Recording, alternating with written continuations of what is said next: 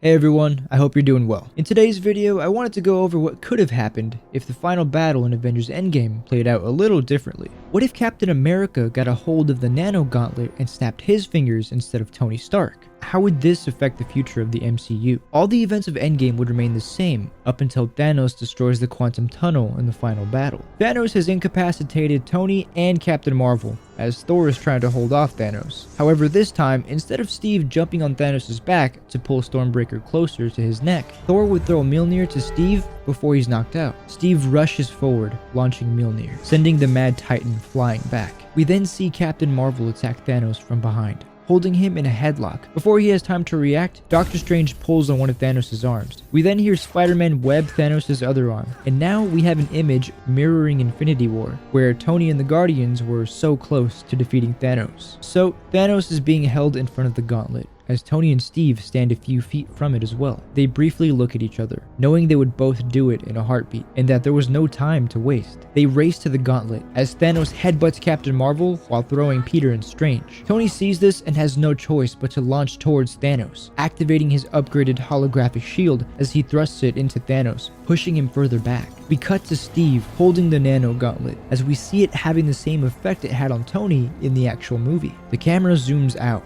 to reveal Steve holding Mjolnir in his other hand, allowing him enough strength to wield the gauntlet. In disbelief, Thanos asks, "What are you?" Nothing. I'm just a kid from Brooklyn.